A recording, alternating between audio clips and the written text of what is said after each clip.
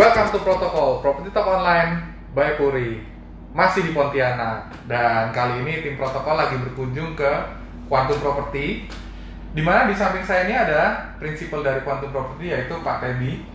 Selamat siang Pak, apa kabarnya Pak? Baik, kabar baik. Tadi saya masuk ke Quantum Property, lihat timnya banyak banget ya Pak ya? Ya. Ada berapa orang Pak tim Quantum Property? Total marketing kita sekarang ada sekitar 132. Wah, gila. Banyak banget. Nah, udah berdiri berapa lama sih Pak Quantum Kita Property? Quantum sudah berdiri 8 tahun lebih. 8 tahun lebih? Ya. Wah, luar biasa sekali. Jadi, pada pembahasan kali ini, topik kita pada hari ini Pak adalah tips berinvestasi properti di luar kota. Oke. Jadi kami dari tim protokol nih pengen tanya-tanya ke Pak Teddy nih, kira-kira tips yang paling baik nih untuk berinvestasi di luar kota itu seperti apa gitu. Oke. Nah, dari tim Quantum sendiri Pak, udah 8 tahun berdiri, pasti kan ada juga lah ya investor yang menanyakan properti di luar Pontianak seperti itu kan Pak ya. Betul. Nah, Betul. sebagai seorang prinsipal kantor agent nih Pak, kota mana aja Pak yang menurut Bapak itu prospecting untuk investasi properti? Oke. Selama ini kita berkecimpung di properti yang kita perhatikan. Kota yang paling besar memang ibu kota kita, Jakarta ya. Iya, Jakarta, kemudian di Surabayanya, kemudian yang dekat dan perbatasan negeri salah satunya adalah Batam. Yaitu terang Pontianak juga berbatasan dengan Malaysia dan Indonesia, tapi yang paling besar itu di Batam. Itu dia. Kalau untuk investasi properti di luar kota tuh Pak, biasanya kan harus ada tips-tips nih Pak. Biasanya kita kan nggak bisa melihat langsung propertinya seperti apa. Terus juga konsumen atau investor juga biasanya masih meraba-raba gitu kan Pak. Takut ini proyeknya ini dibangun apa enggak gitu kan. Karena ya itu adalah ketakutan terutama dari konsumen atau investor gitu ya Pak. Biasanya tips-tips seperti apa sih Pak yang Bapak sampaikan ke konsumen itu kalau konsumen pengen cari investasi properti di luar kota gitu Pak? Faktor utama yang kita sampaikan ke calon investor kita adalah itu mengenai siapa dulu developernya siapa. Oke. Kemudian kalau kita sudah tahu wilayah mana yang mau diinvest, misalnya di Batam, Jakarta atau Surabaya, maka di situ ditentukan tingkat pertumbuhan yang paling tinggi. Oke. Kemudian juga yang terakhir biasanya menjadi pertimbangan dari seorang investor, biasa berhubungan dengan pendidikan anaknya juga. Mungkin anaknya nanti suatu saat mau sekolah di kuliah di Singapura, mungkin dia bisa ambil di Batam. Oke, atau mau kerja di Jakarta bisa ambil kuliah di Jakarta. Biasa arah itu yang kita harapkan ke investor. Berarti lebih ke kota-kota besar gitu Pak ya? Besar.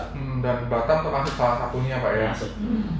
Oke, nah tim protokol ini kan juga sebenarnya kami dari Batam Pak. Dan memang pada kesempatan kali ini kita ke Pontianak juga berbarengan dengan kedatangan tim dari developer properti dari Batam juga Pak ya, The Monde City itu Pak. Nah, pasti Pak Teddy pernah ke Batam Pak ya? Yap. Lalu menurut pendapat Pak Teddy Pak, mengenai perkembangan industri properti di luar kota secara khusus di Batam itu seperti apa Pak? Karena kan Pak Teddy pernah ke Batam. Nah, terus terang kita beberapa kali pernah ke Batam ya. Dari awal Batam belum banyak apartemen sampai sekarang Batam punya banyak apartemen. Iya benar. Itu saya perhatikan di situ perkembangan apartemennya luar biasa. Rata-rata yang dibangun di situ tuh bisa dibilang buat Jakarta super blok semua. Super blok semua. Ya kan, super blok terintegrasi. Benar. Jadi perkembangannya selain dari apartemennya, dari infrastrukturnya juga luar biasa. Perkembangan jalannya ya kan, kemudian juga airportnya itu Batam memang luar biasa. Benar. Nah, yang kita harapkan nanti ya benar-benar bisa jadi tujuan kita, investor bisa ke sana untuk beli properti. Untuk beli propertinya. Ya, karena kalau Jakarta terus terang untuk pangsa pasar Jakarta untuk orang Pontianak itu udah terlalu gampang. Nah, makanya untuk ke Batam mungkin lebih prospek. Oke. Nah, barusan kan Bapak bilang nih investasi di Batam lebih prospek. Kira-kira benefit seperti apa sih yang bisa konsumen dapatkan itu kalau investasi properti di Batam? Ya, yang pasti yang dikejar benefitnya ya pasti ROI-nya. Iya benar lah, kalau investasi udah pasti cari return on investment-nya tuh di berapa lama ROI-nya akan terjadi di situ. Betul, setuju. Bisa 4 tahun, 5 tahun, dan kita juga lihat tingkat harga meter perseginya masih lumayan rendah. Kalau nggak salah rata-rata kalau seperti dulu ada beberapa proyek itu mulainya di angka mungkin 10-11 ribuan di situ. Sekarang udah hampir 2 kali lipat. Nah dengan masuknya Monde City juga kita berharap di situ. Oh iyalah Pak, bener banget. Jadi memang kebetulan kemarin juga kan Pak Teddy sudah join ke acara agent gathering ya Pak. Ada presentasi dari The Monde City ya Pak ya. Nah menurut pendapat Pak Teddy sendiri The Monde City ini seperti apa Pak? Kalau saya lihat presentasi kemarin yang ditonjolkan adalah terintegrasi ya, terintegrasi semua yang mungkin di situ masalah tempat tinggal, nanti mungkin shopping centernya itu semua ya, itu menjadi suatu konsep daya tarik untuk konsep-konsep apartemen sekarang. Karena orang tuh udah ke situ beli apartemen mungkin sekalian ada sekolahnya lah, ada rumah sakit, itu udah terintegrasi semua, nggak usah pusing lagi. Dan itu juga jadi suatu poin jual kita ya. Kalau konsumen untuk invest di situ nggak susah lagi. Karena dulu kalau konsumen mau beli properti pasti bertanya lokasinya dekat mana, ya kan? Dekat rumah sakit lah, ada rumah sakit apa nih, sekolah.